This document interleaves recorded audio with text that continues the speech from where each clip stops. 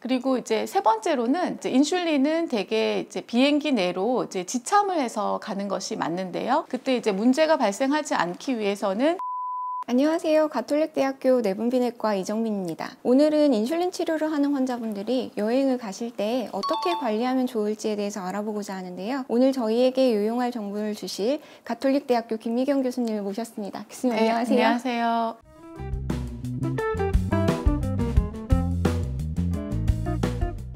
여행을 계획하고 계시는 분들이 점점 많아지고 있는데요. 경구혈당 강화제만 드시는 분들보다는 아무래도 주사를 하고 계시는 경우에 2일 이상 여행을 하게 되시면 걱정들이 굉장히 많으신 것 같아요. 구체적으로 저희가 인슐린을 어떻게 사용하면 되는지 알려드릴 텐데 그 전에 당뇨병 환자들이 여행을 떠나기 전에 어떤 준비를 하면 좋을지 알려주시면 좋을 것 같습니다. 당뇨병이 있다고 해서 사실은 여행에 제한점이 있거나 여행을 못 가거나 하지는 않습니다. 단거리 여행이나 국내 여행은 큰 문제가 없는 경우가 많은데요. 장거리 여행, 해외여행을 갈 때는 본인의 혈당 상태 및 건강 상태가 해외여행에 가능한지 주치의 선생님이랑 상의하는 것이 가장 중요하다고 할 수 있겠습니다. 그렇다면 인슐린을 맞는 환자분들이 여행을 떠나기 전에 추가적으로 준비할 것이 있을까요, 교수님? 가장 먼저 해야 될 거는 진료를 보실 때 본인이 해외여행에 가능한 상태인지 주치의 선생님과 상의를 먼저 하고 이제 두 번째 단계는 본인이 맞고 있는 인슐린의 종류와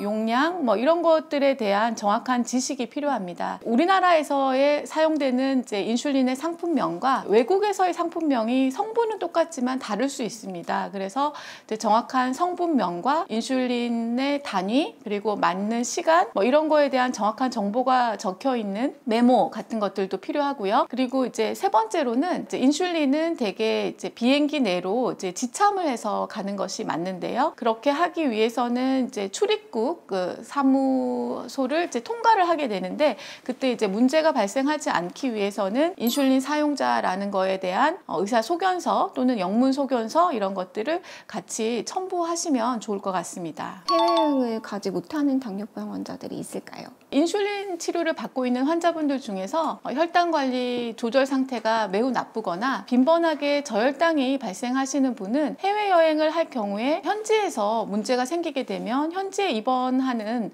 그런 이제 사태가 벌어질 수가 있습니다.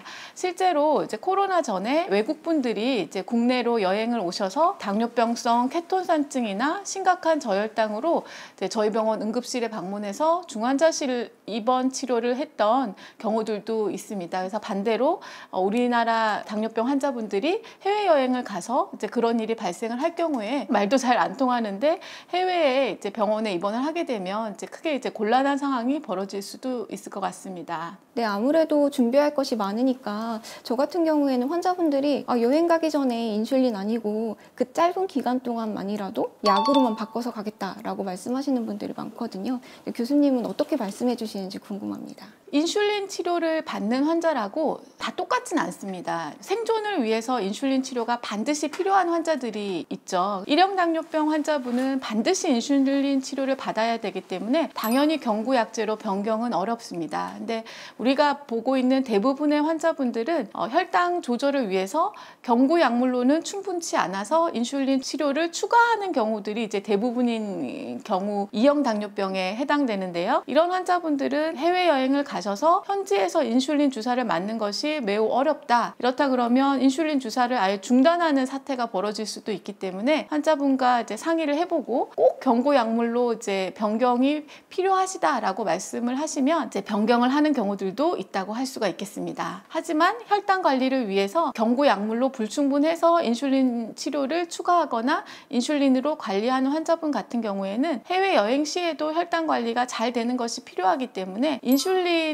치료를 하는 것을 더 추천드립니다. 국내에서 여행을 하는 경우에는 시차나 기후 이런 거 신경 안 써도 되고 응급 상황이 발생하면 접근성이 굉장히 좋기 때문에 걱정할 게 없을 것 같은데요. 해외여행을 가는 경우에는 시차나 기후가 조금 달라지니까 저 같은 경우는 환자분들이 아이스백에 보관을 해야 되냐 아니면 보온병에 넣어가야 되냐 질문을 많이 하시거든요. 꼭 그런 것이 필요할까요? 지금 저희가 사용하고 있는 인슐린은 24도 정도에서는 한 달가량 큰 변질 없이 사용이 사용이 이제 가능하다고 되어져 있습니다. 그래서 이제 보통 인슐린을 보관하는 거는 4도 정도 되는 냉장고에 보관을 하고, 현재 사용하고 있는 인슐린은 상온 보관하도록 설명을 드리고 있는데요. 30도 이상의 매우 고온의 날씨의 나라로 이동을 하게 되면 비행기를 탑승을 할 때 아이스팩 같은 것이 들어있는 이제 냉각 지갑이 있습니다. 그래서 인슐린을 간편하게 가져갈 수 있는 그런 것들이 나와 있기 때문에 그런 곳에 보관을 하고, 또 하나 이제 주의할 점은 이제 햇빛에 너무 많이 노출되지 않도록 하는 것이 이제 중요하겠습니다. 또한 수화물로 인슐린을 보내게 되면 수화물 보관하는 곳의 온도가 명확하지 않기 때문에 변질 우려가 있습니다. 그래서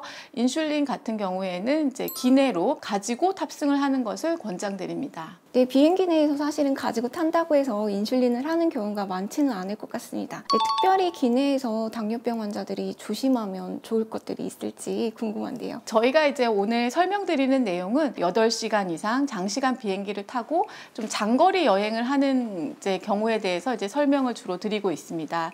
장시간 비행기를 타게 되면 식사도 여러 번 하게 되고요. 이제 하루가 지나가는 경우들이 있게 되는데, 가장 중요한 것은 이제 자가혈당 측정기를 지참을 하는 것입니다. 그래서 혈당을 측정을 해보고 확인하는 것이 굉장히 중요하다고 할 수가 있겠고요. 인슐린은 스케줄대로 맞는 것이 중요하고, 두 번째로는 이제 장시간 비행을 하게 되면 적어도 1시간에서 2시간 사이에 혈액순환을 위해서 스트레칭이나 가볍게 이제 걷는 것이 이제 필요하다고 할 수가 있겠습니다. 비행기를 타고 장시간 여행을 하는 경우에 기내식을 어쩔 수 없이 여러 번 먹게 되는데, 당뇨병 환자들이 알아두면 좋을 기내식 팁 같은 것이 있을까요? 당뇨 식사로 우선 준비가 가능하다 그러면 그게 가장 좋고요. 근데 그게 불가능하다 그러면 비빔밥 같은 거 굉장히 훌륭한 이제 식사라고 할 수가 있겠습니다. 그 이외에 뭐 치킨이나 스테이크 뭐 이런 거 다 드실 수가 있고요. 하지만 이제 주의할 점은 주스라든지 콜라, 사이다, 탄산음료 이런 것들을 먹게 되면 혈당이 많이 오르기 때문에 그거는 이제 피하는 것이 좋겠습니다. 아무래도 해외여행을 하면 시차가 발생을 하잖아요. 그 시차에 따라서 인슐린 사용 방법이 조금 달라지지 않을까 궁금합니다.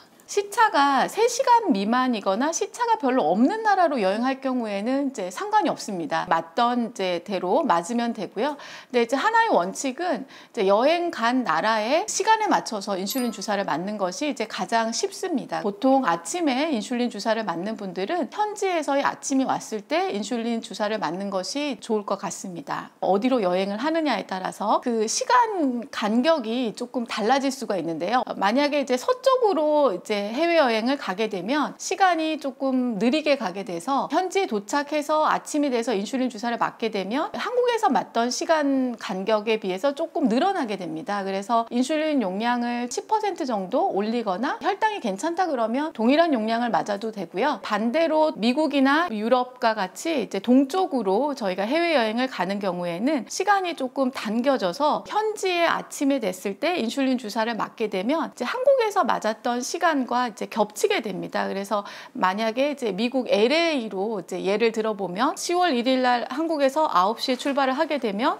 이제 미국 LA에 도착이 10월 1일 날 11시 정도로 됩니다. 밤 11시. 그렇게 되면 이제 11시니까 이제 주무셔야 되겠죠. 그래서 그 다음날 아침에 일어나서 인슐린 주사를 맞게 되는데요. 실제로 비행기 기내에서 아침에 인슐린을 맞았던 거와 그 다음날 현지에서 인슐린 주사를 맞았던 간격을 생각해 보면 16시간 만에 기저 인슐린을 추가적으로 맞는 게 되기 때문에 8시간 일찍 인슐린 주사를 맞는 게 됩니다. 그래서 기저 인슐린 용량은 이제 원래 맞던 용량보다 3분의 2가량으로 감량해서 이제 맞는 것이 좋겠습니다. 환자마다 너무 많이 다르기 때문에 사실은 이제 가장 중요한 거는 주치의 선생님께 어디를 여행을 하는데 어떤 식으로 인슐린 주사를 맞으면 좋을지 그거를 상의를 하시면 선생님께서 아마 이제 잘 설명을 해주실 겁니다. 여행하시면서 특별히 주의하실 게 있는지 말씀해 주시면 좋을 것 같습니다. 단체 여행을 만약에 가게 되면 사실은 이제 본인만을 위해서 이 시간에 식사를 꼭 해야 된다 이러기가 이제 어렵습니다. 그래서 저혈당이 발생을 할 수도 있고 있기 때문에 이제 사탕 같은 것을 이제 준비하면 이제 좋을 것 같고요. 저혈당이 발생을 하게 되면 이제 의식을 잃거나 이제 응급 상황이 발생을 할 수가 있어서 이제 저혈당 예방을 위해서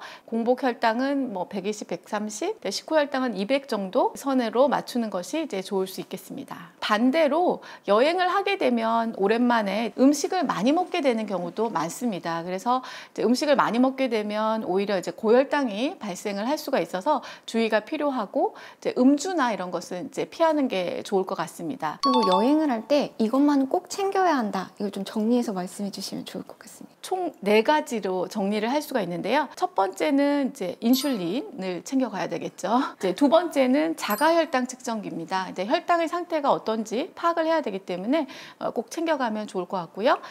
세 번째는 이제 저혈당 대비를 위한 캔디나 포도당 캔디, 뭐 약국에서 구매할 수 있습니다. 이제 이런 거를 이제 가지고 가시면 좋을 것 같고, 네 번째는 영문 처방전 또는 영문 소견서 등을 이제 지참하면 가장 좋을 것 같습니다.